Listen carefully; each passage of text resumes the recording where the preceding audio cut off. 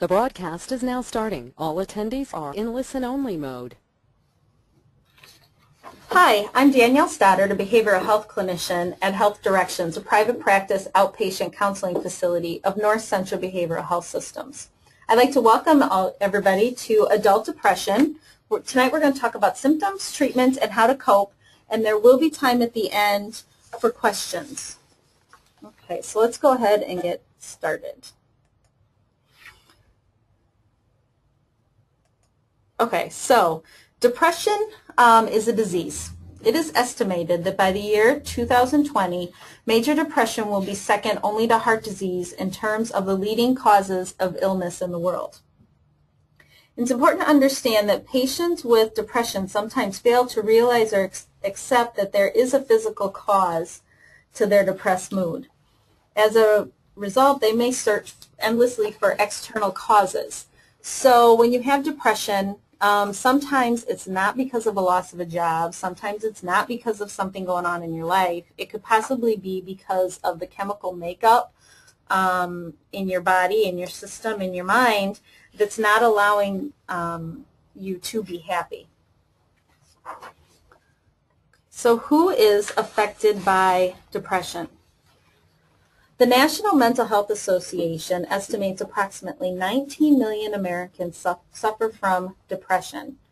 It affects twice as many females as it does males, most commonly in the age ranges 20 to 45. It does run in families, so it could possibly be genetic. And it also occurs with other illnesses, which is, if you kind of think about it, obviously if you have diabetes or heart conditions or other chronic health problems that's bringing you down, if you have arthritis and you're not able to run around or move quite as easily as what you used to, that may bring on some depression. Depression, for people between the ages of 10 and 20, suicide is the third leading cause of death. The suicide risk in people with this type of depression is the highest rate of any psychiatric state. So if people with depression have the highest rate of possibly trying to commit suicide or fully committing suicide. Unfortunately, though, most people with clinical depression never seek treatment. They're left undiagnosed, untreated, their depression worsens or lasts for years, and it causes them suffering and possible suicide.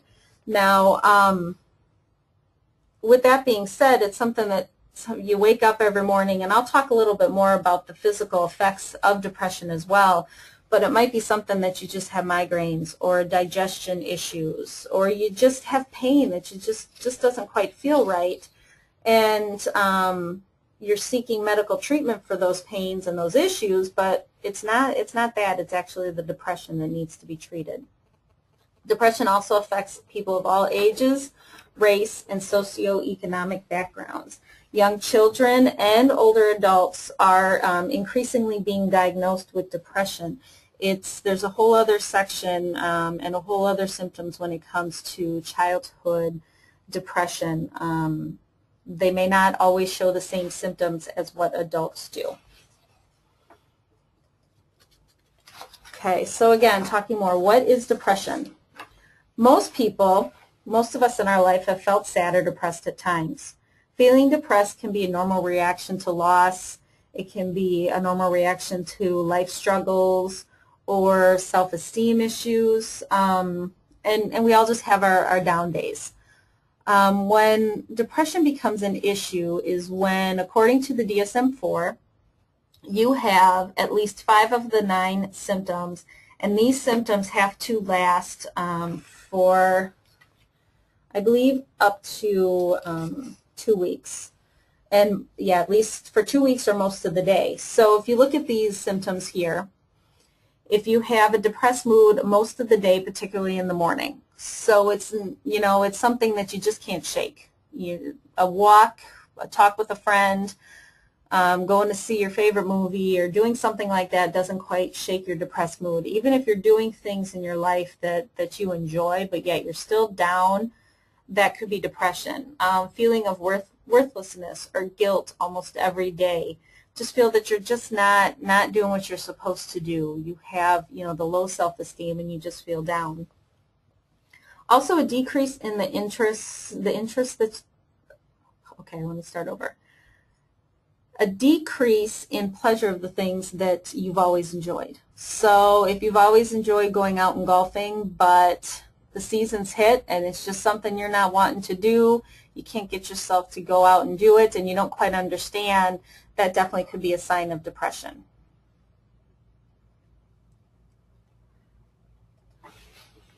Okay. So talking a little bit more on what is depression. Again, like I said, the signs are present most of the day. They're daily or nearly daily for at least 2 weeks. Depression symptoms need to be cause clinically significant distress or impairment. So you're missing work. You're not spending time with your kids maybe you would hope to, or communication with your spouse or other loved ones or family and friends. You're just isolating yourself. You're not going out. You're not going to clubs or groups like you used to, or going to church. Those are some of the specific symptoms that a therapist would look for. And they cannot be due to the direct effects of a substance. And a substance can either be alcohol, it can be illegal drugs, or it can be any medication. So if you're taking a medication prescribed by a doctor, it's important to ask about that and what possibly some of the side effects are. And it also may be a result of other medical conditions. So it's important to make sure you communicate with your family doctor to understand what's going on with your body, understand what's going on with any medical illness you may already have, as well as the medications that you are going on. If the symptoms occur within 2 months of the loss of a loved one, it will not be diagnosed as depression. And I know myself as a therapist, when somebody comes in and they have lost a loved one and they're through the grieving process, I recommend them to go through a full year, because you need to go through all of the seasons, you need to go through all of the anniversary dates, the birthdays, the holidays, and kind of get through that for a year before it to be really considered depression.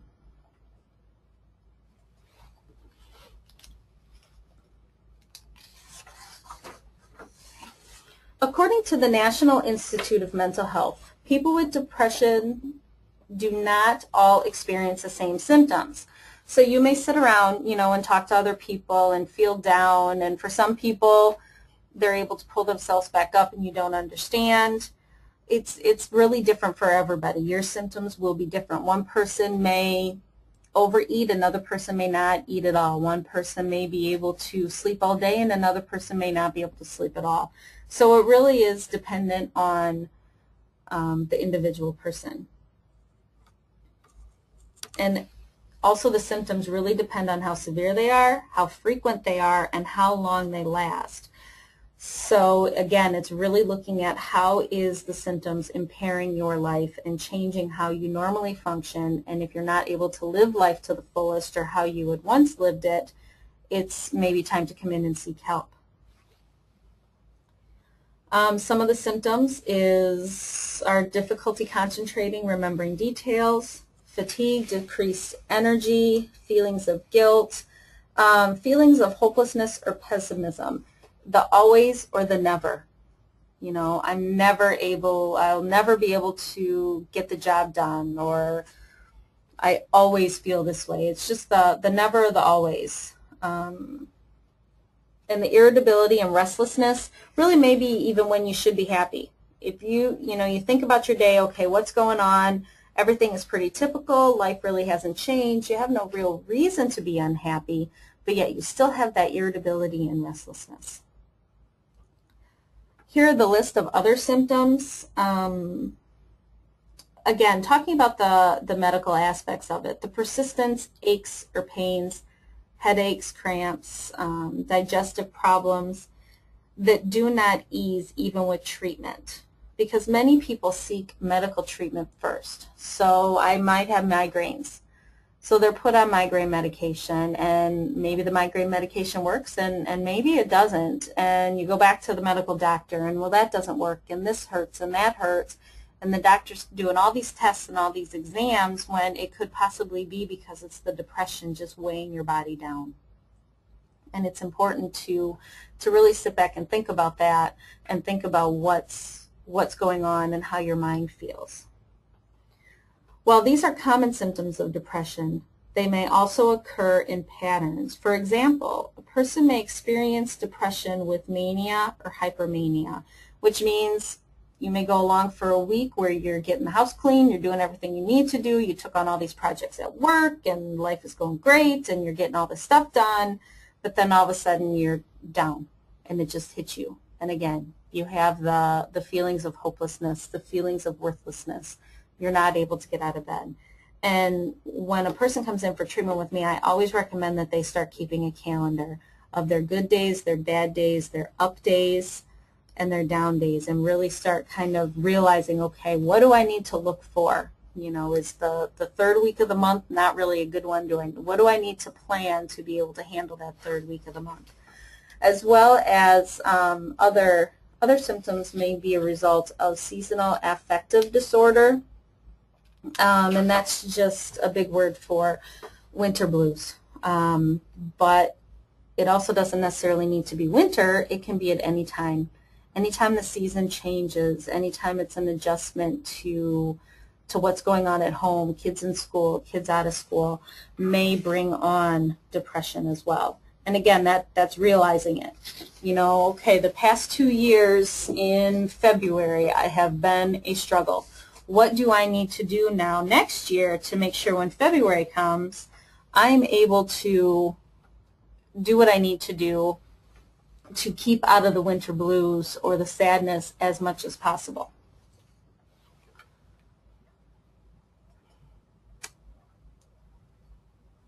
Okay, here is again just some more symptoms. Okay, warning signs of suicide. Thoughts. Depression carries a high risk of suicide. Anybody who expresses suicidal thoughts or intentions should be taken very, very seriously. If yourself or a loved one ever mentions that they are suicidal, they need to contact a mental health professional immediately or just take them to the closest ER. You know, that this is something that it's not because they're trying to get attention, nor you really need to take suicide seriously. So if yourself or anybody ever has, you know, are talking about death, they're talking about suicide, and you can ask them. You know, that's not going to necessarily make them any more suicidal by asking them, are you feeling like hurting yourself? It's important to get that because maybe that's what they need. They need somebody to ask. Someone who is talking about that is typically then wanting someone to step forward and help them. Thoughts or talk of self-harm or harm to others, aggressive behavior or impulses. And the impulses can be just getting in fights. It can be substance use. It can be putting themselves in dangerous situations. Previous suicide attempts increase the risk for future suicide attempts and completed suicide. So again, I can't stress this more, that if yourself or a loved one ever mentions suicide or violence, it needs to be taken seriously, and they need to be taken to the local emergency room or call a local mental health agency. Okay, physical symptoms. Because certain brain chemicals are neurotransmitters, specifically serotonin and norepinephrine, influence both mood and pain, it is not uncommon for depressed individuals to have physical symptoms. Many patients go from doctor to doctor seeking treatment for their physical symptoms when in fact they're clinically depressed. So here's some things, you know, just joint pain, just feeling achy, thinking maybe you have the flu, you're tired, not wanting to get out of bed, appetite changes, slowed speech, just not able to concentrate. I always recommend people to get checked out by your family doctor, but make sure that you rule out depression as an issue and really consider it. Depression can also come with other mental illnesses such as anxiety, obsessive compulsive disorder, panic disorder, phobias, and eating disorder. And a therapist or your doctor will certainly discuss these symptoms and these mental illnesses with you to make sure that they are all treated at the same time. Or the most important ones, whatever's overlapping, it might come with your treatment plan that an eating disorder gets treated first right along with depression. Okay, so let's talk about psychotherapy for depression. Psychotherapy is really just basically talk therapy.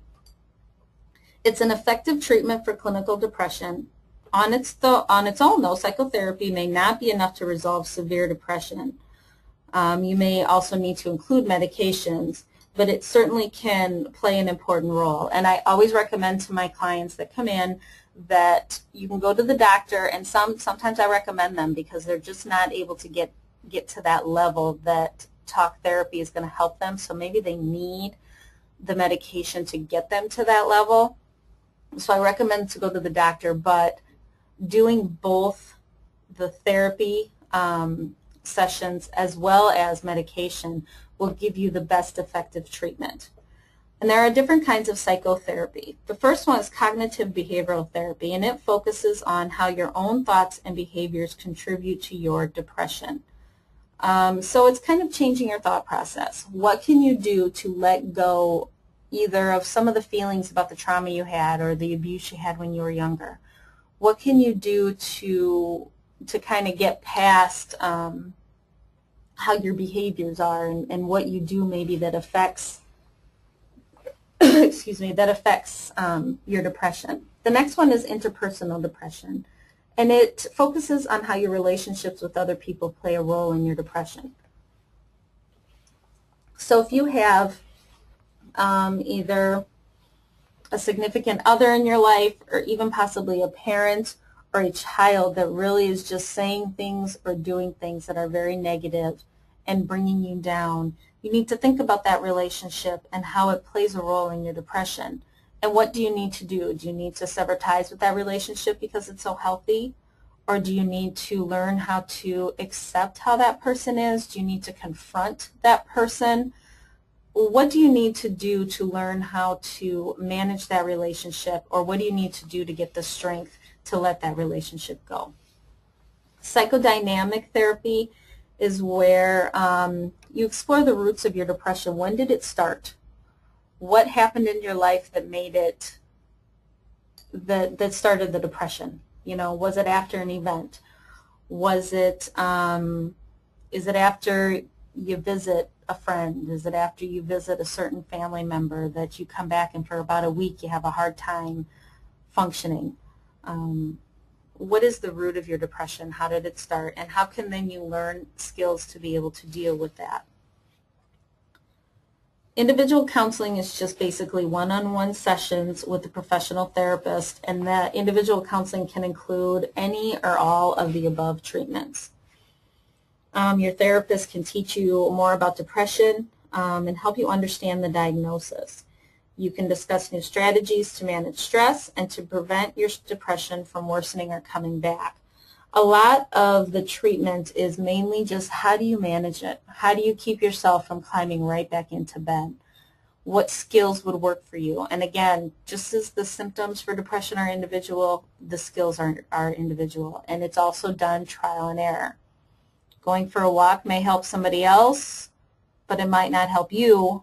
But I always recommend you got to go out and try. And it's really about pushing yourself. You may not necessarily feel like doing it at the moment, but you got to think about how good you would feel when you come back. And it's also baby steps. It's not thinking, okay, the best thing for me to do right now is to go on a 3-mile hike through Starved Rock. No, it's baby steps. It's what I need to do right now is walk to the end of my driveway. And that's what I'm going to do. I'm going to do that for a week. And it's baby steps, not overwhelming yourself.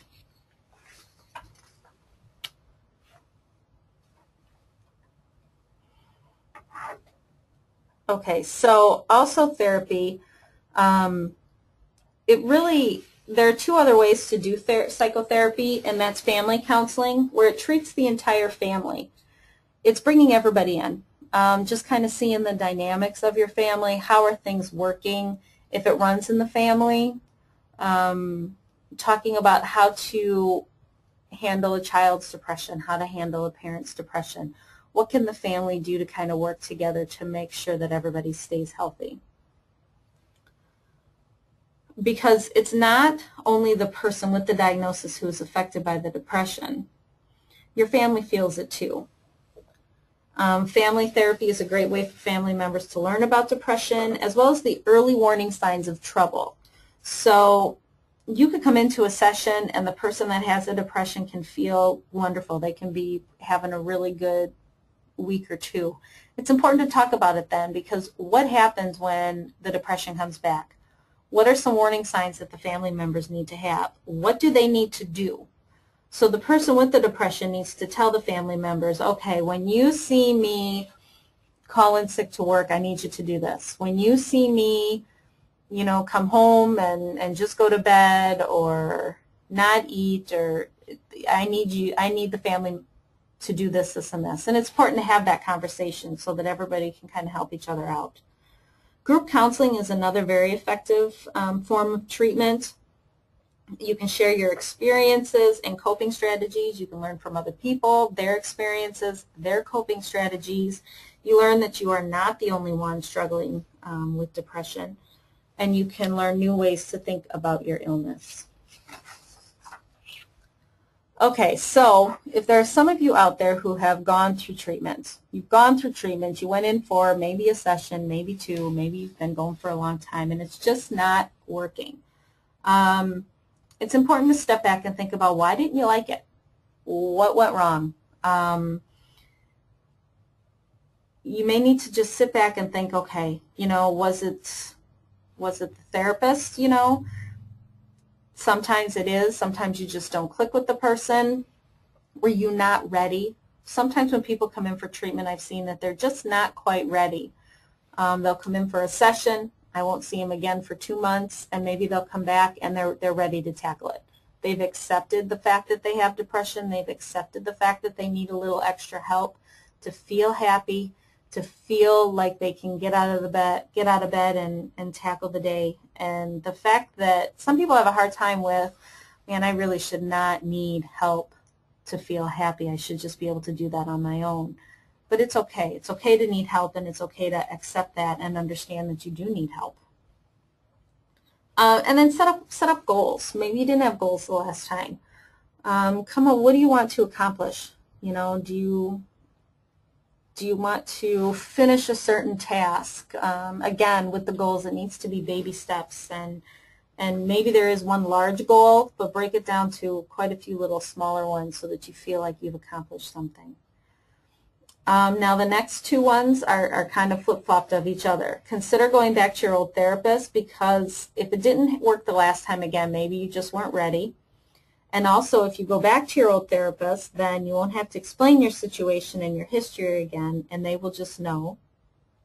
But on the other side of it, it's also very important that you like and respect your therapist. So really think about that. If you've seen a therapist before, it might be good to go back to that person just because they understand your history. But if you saw that person before and you didn't go back because you just didn't click with them, it might be a good idea to get a new therapist. And also give it time.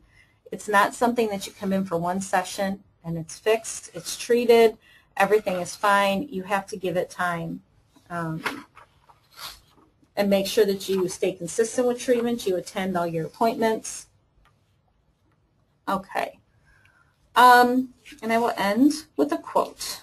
When one door of happiness closes, another opens, but often we look so long at the closed door that we do not see the one that has been opened for us. Make sure you look around. Realize what's going on in your life. What are the good things in your life? Understand the process of treatment. Understand your depression, and give yourself a little acceptance. Hold on. If you just give me just a second. Okay. Now I will open it up to questions. So if anybody has any questions, if you just want to go ahead and type them in, and I will see them, and I will repeat them to the bunch. And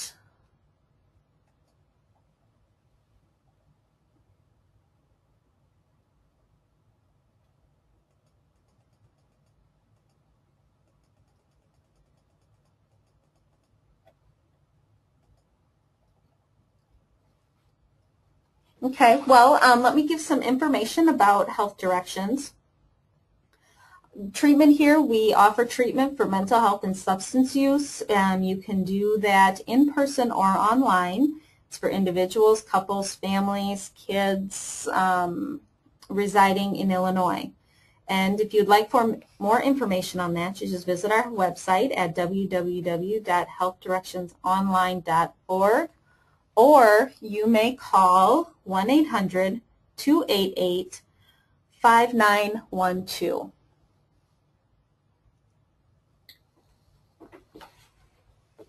If you would like to make an appointment, again, you just give the number a call at 1-800-288-5912. You'll go to the screening department, and they'll get you set up to see a clinician.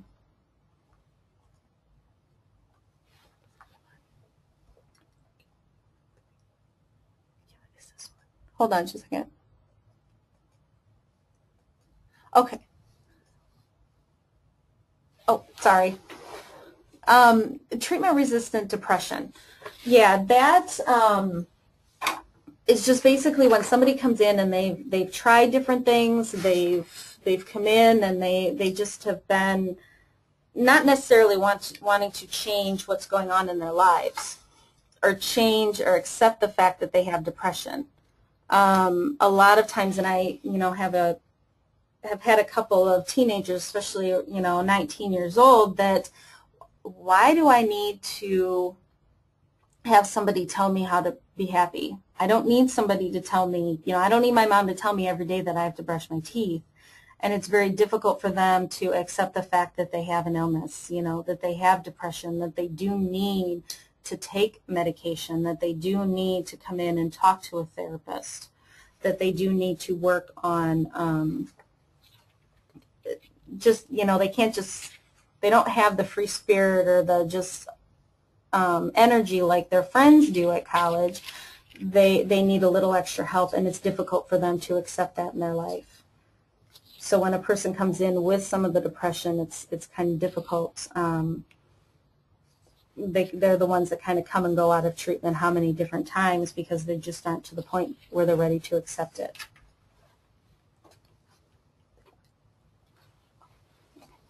Do you take all types of insurance, and what's the 1-800 number again? And the 1-800 number, let me give you that first. That is 1-800,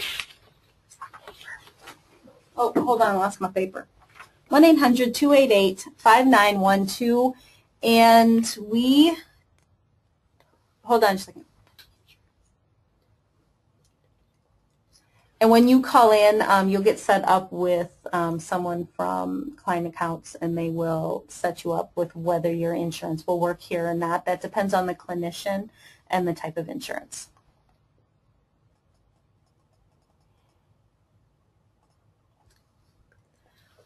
Is depressive disorders likely to last the rest of your life after the loss of a family member who died of suicide?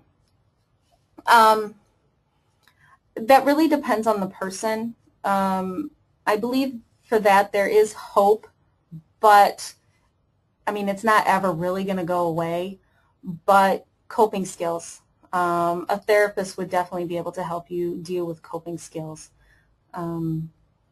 It's difficult because I said that you go through the seasons. It takes a year. You go through the seasons. You go through the first Christmas without, the first birthdays. But yet it's not like every birthday or Christmas is the memory and the thoughts aren't going to be there. But there is hope. There is coping skills. There's ways to be able to boost yourself back up and understand your feelings, understand the loss, figure out ways that you can kind of, remember that person and keep that person in your thoughts without always feeling the sadness.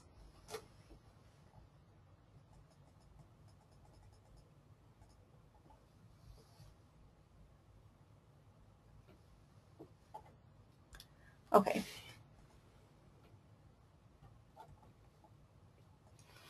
Okay, I have a history of self-harm and suicidal attempts, and am having thoughts of death, self-harm. Should I really be concerned, or is that normal thinking, or is it an early warning sign? If you are having thoughts of harming yourself, that definitely should be of some concern, and I do recommend that you do seek treatment. As far as but hopefully if you're having those thoughts, you're working with your therapist and you're kind of understanding what some of those thoughts are. Is it, typical of this time? What are some coping skills? If you've worked with a therapist or you have a list of coping skills or kind of a toolbox, as they call it, of what you can do to be able to control those thoughts, control those feelings, and it's not working, then yes, I do recommend that you seek help.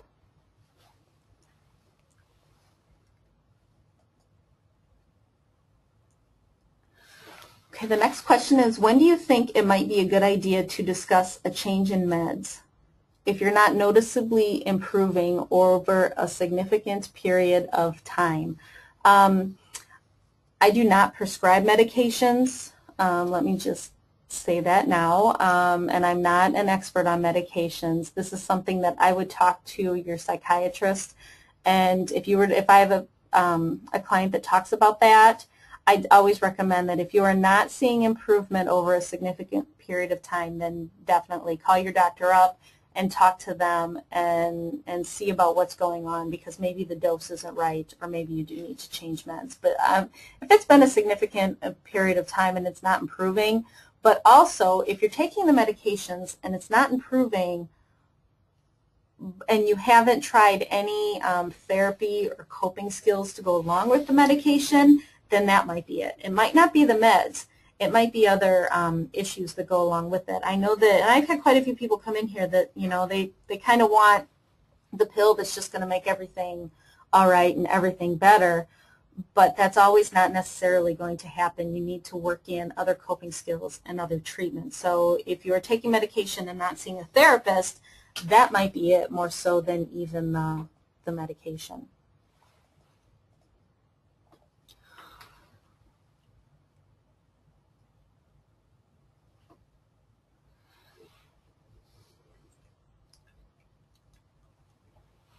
Okay, hold on just a second.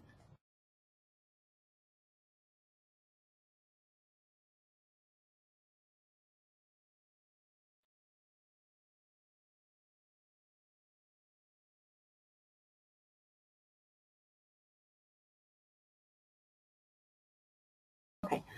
What is a good thing to tell children ages 5 and 7 when a family member commits suicide that will not scare them and help them understand? I would definitely gear it towards the personality of the 5 and 7-year-olds. Kind of know your audience and who you're talking to. Make sure that whoever tells them is someone that they're close to, someone that they care about, someone that they feel safe with, and just kind of understand what to tell them.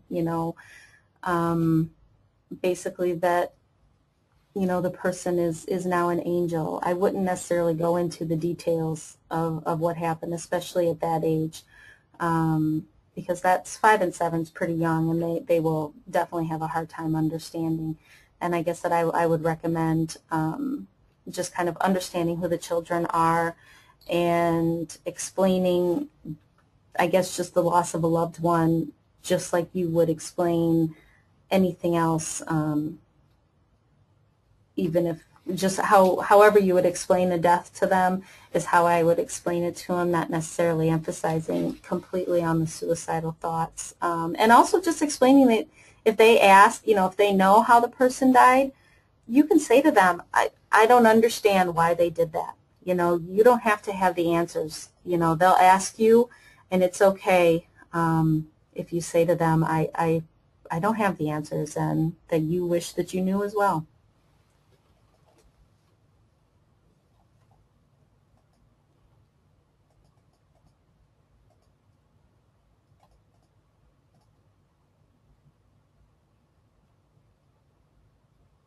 Okay. Okay, the next question is, I have a history of depression and was wondering what actions can I take to prevent falling back into depression, steps to stay on top of it. And this is understanding yourself, understanding your moods, understanding your triggers, what brings you down, what people may bring you down, what actions bring you down, what do you need to stay away from.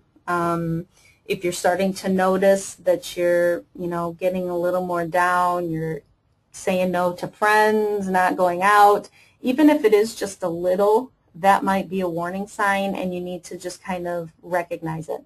Just kind of taking, a daily, a weekly, a monthly evaluation of how you're feeling, how the time has been going. Is there any anniversary dates coming up that are of concern? Is there any, the time of year? It's just making sure that you continue to monitor yourself and understand yourself and keep up with the coping skills. And if the coping skills aren't working, change them. Because what worked for you 5 years ago in coping skills may not work for you now. And it's always finding new ways, new fun ways to spend time.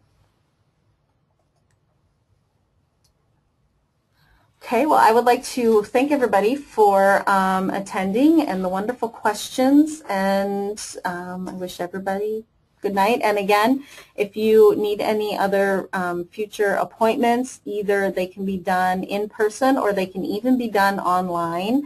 You can visit our website at www.healthdirectionsonline.org or call to schedule an appointment at 1-800-288-5912. Bye-bye.